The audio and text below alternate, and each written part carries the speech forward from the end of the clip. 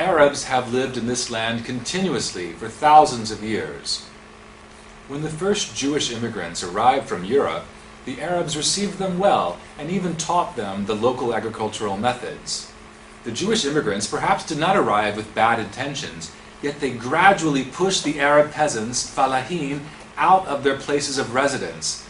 They called it redeeming the land, geulat karka. However, there were already local inhabitants living in every place where the Jews were redeeming the land. And who were these local inhabitants? Palestinian peasants living in the area, some for generations, who were now suddenly expelled from their land.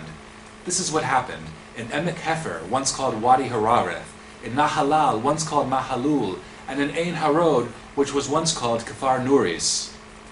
The Palestinians realized that the Jewish settlers were not interested in coexistence, but rather in establishing a Jewish state in the entire land. And what happened? The local Palestinian society was destroyed step by step. The Palestinians were not willing to agree to this. No group of people would agree to their own destruction. In addition, the Jewish armed forces, Etzel and Lehi, harmed and injured many Arab citizens.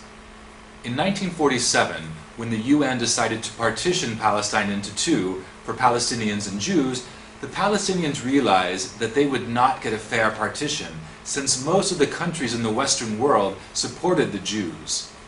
The Arabs, who constituted 67% of the population and were the clear majority, were offered 45% of the land, while the Jews, 33% of the population, were offered more than half of the land.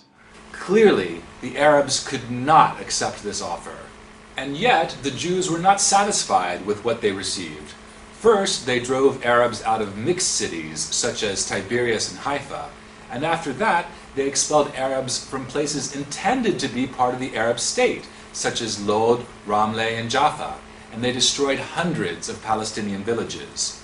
This is how more than 700,000 Palestinians became refugees. Until this day, Israel has not allowed a single one of them to return to their home.